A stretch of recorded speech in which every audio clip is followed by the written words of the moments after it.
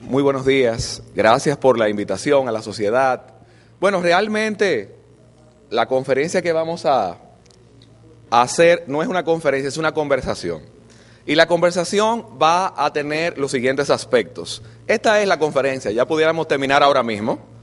Acabamos, muchas gracias.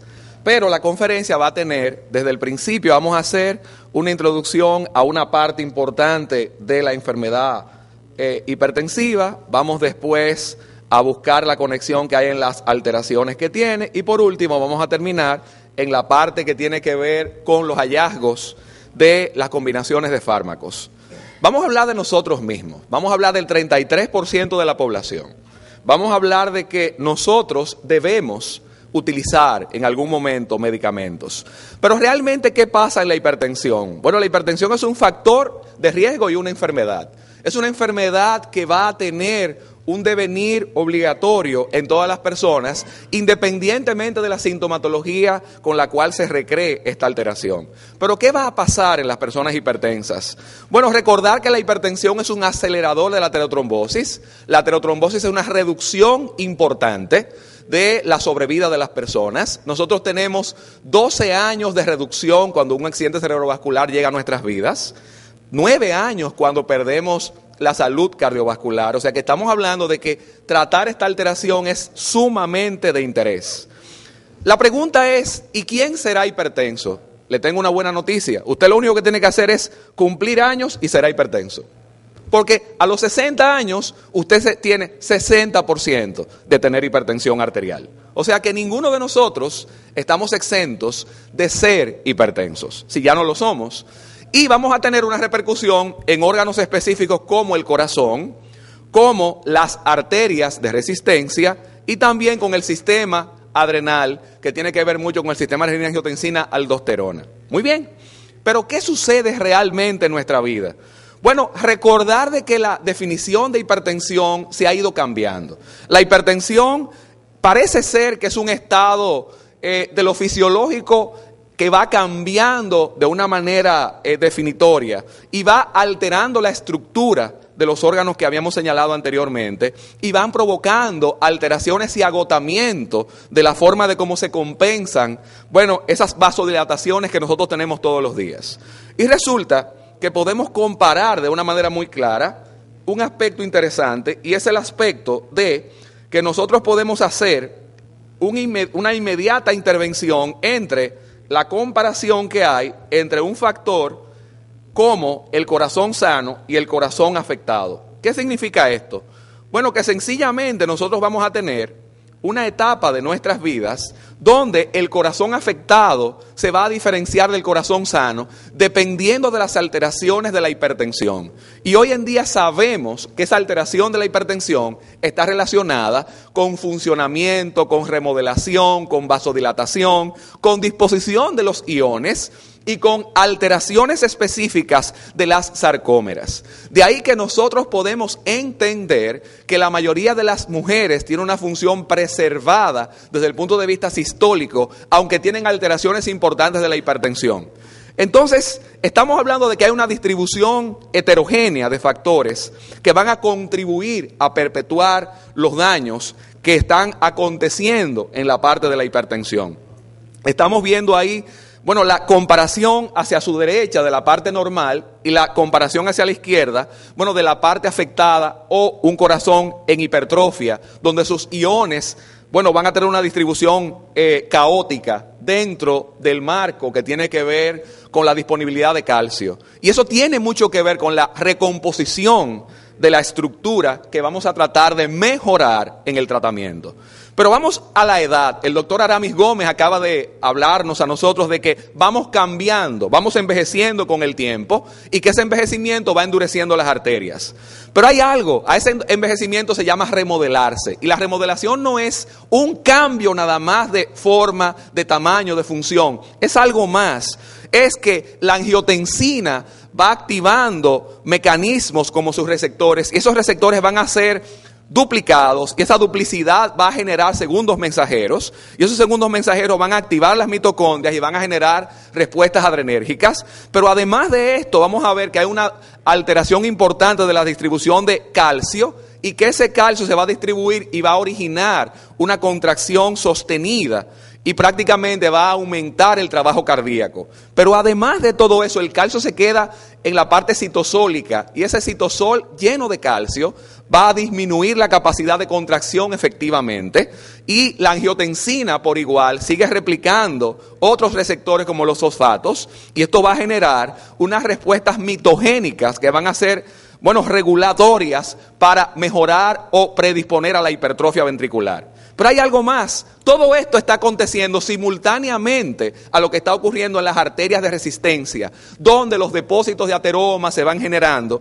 Y hoy en día desconocíamos que las hormonas que tienen que ver con las sustancias antiinflamatorias que nosotros generamos a nivel del endotelio están disminuidas a medida de que la edad va pasando y que la hipertensión no se controla. Pero es peor en los diabéticos. En los diabéticos es algo más caótico porque se genera una cascada importante inflamatoria que va a repercutir en un daño irreversible. Pero hay algo más. Las micropartículas, que son diferentes moléculas que hoy en día no tomábamos en cuenta, hoy están midiéndose de una manera satisfactoria, como las metaloproteinasas y los TIMS, que son los antagónicos, que van a ejercer un papel regulatorio en ese endotelio afectado por hipertensión y por diabetes. Pero hay algo más, la angiotensina va a hacer lo mismo por igual.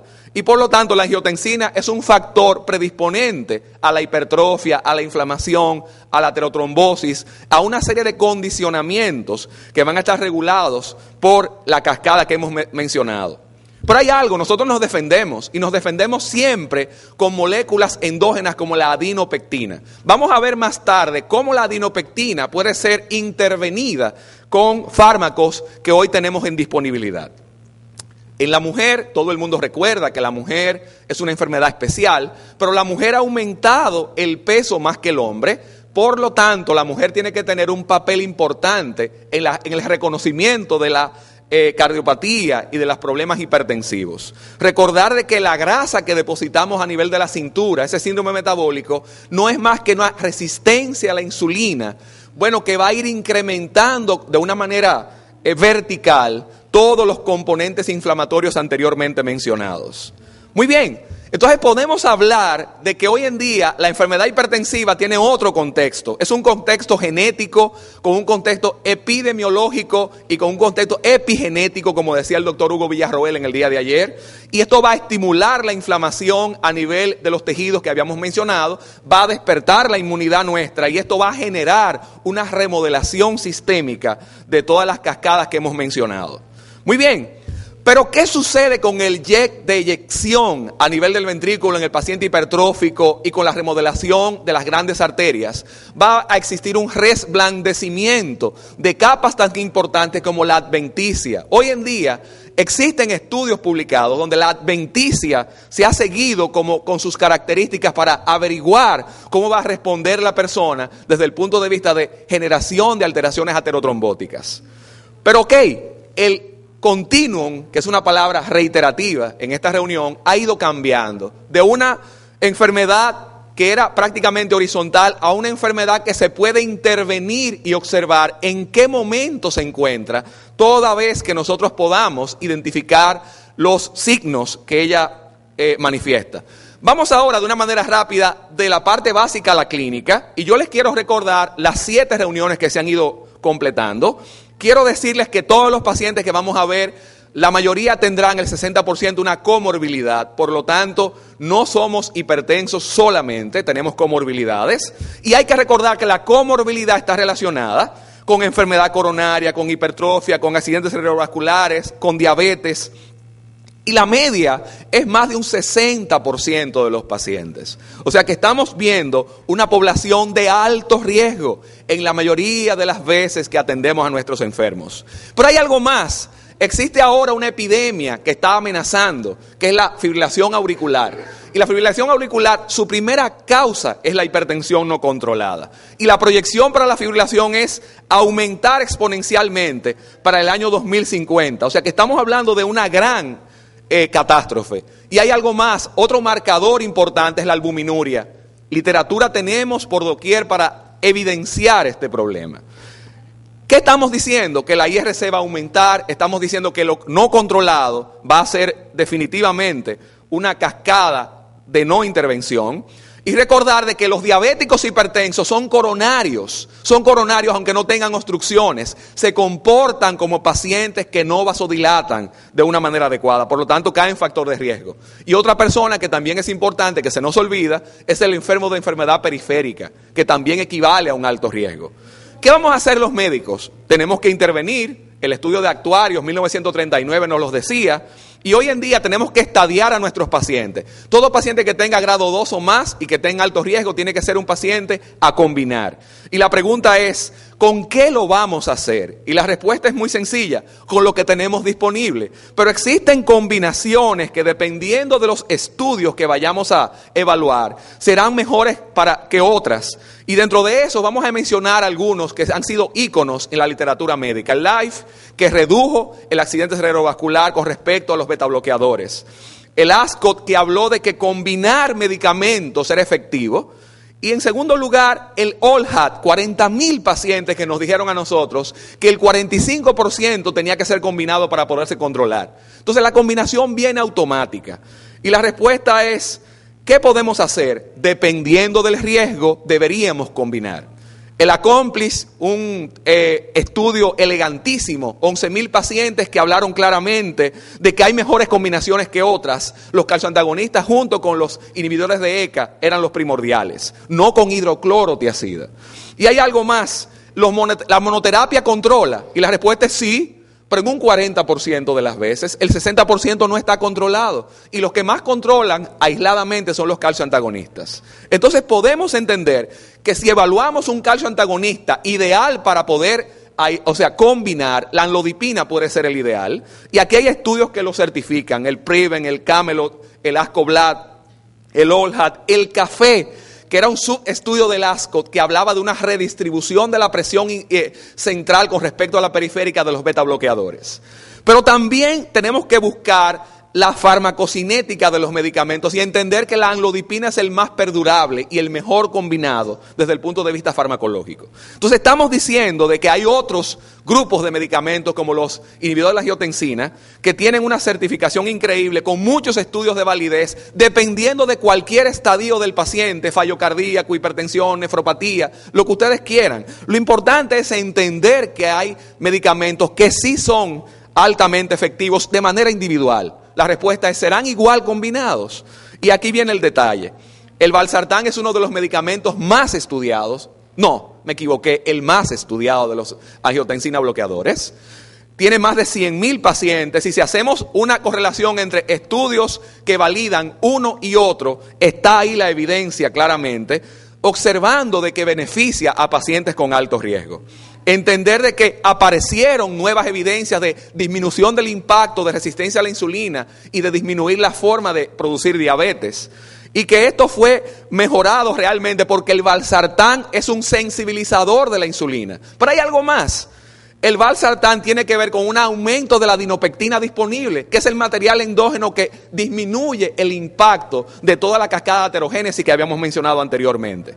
Entonces estamos hablando de que hoy en día disponemos de medicamentos con mejor perfil metabólico que otros medicamentos. Por lo tanto, es inteligente entender que combinar los que no agreden el metabolismo sería mejor para pacientes de alto riesgo. Recordar de que la combinación es paradójica. Tenemos edema en el medicamento individual, como lo combinamos, disminuye el edema por una redistribución venosa de la parte capilar con respecto a los angiotensina bloqueadores. Y hay que recordar que la combinación de amlodipina, valsartán, tiene estudios que validan su uso. Y estudios que lo validan, no importa el grado hipertensivo a la cual pertenezca, no importa el perfil metabólico al cual la persona pertenezca, son efectivos.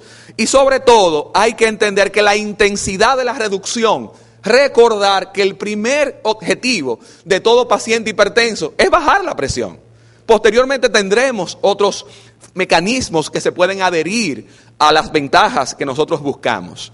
Y esto es interesante porque a mayor capacidad de combinación y menos efectos colaterales y un perfil metabólico amigable, mucho más control tenemos de los pacientes.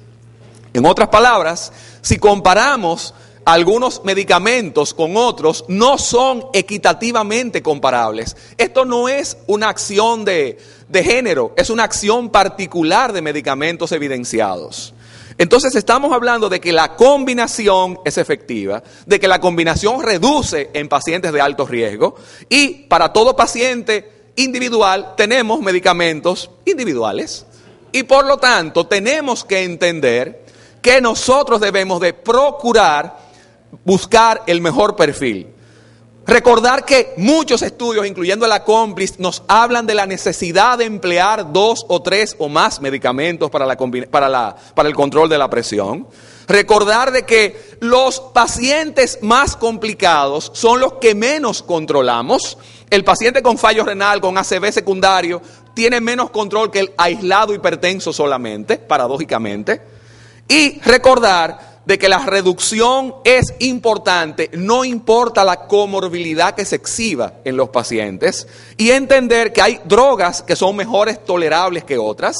Estos fármacos que se han combinado son excelentes en cuanto a tolerancia, y entender que existen grados de enfermedad que pueden ser reducidos como la hipertrofia, que es interesante este dato, y recordar que a mayor presión se duplica, cuadruplica y octuplica el riesgo de pacientes. La hipertensión resistente, mi amigo Pedro Ureña hablará sobre el tratamiento actual, pero la hipertensión resistente tiene un cuestionamiento. ¿Estamos tratando adecuadamente a las personas para que se gradúen de resistentes? Esa es una pregunta. ¿Le estamos combinando bien las drogas para que no sean resistentes? Esa es otra pregunta. Lo importante es entender que hoy los pacientes que necesitan ser controlados no lo están.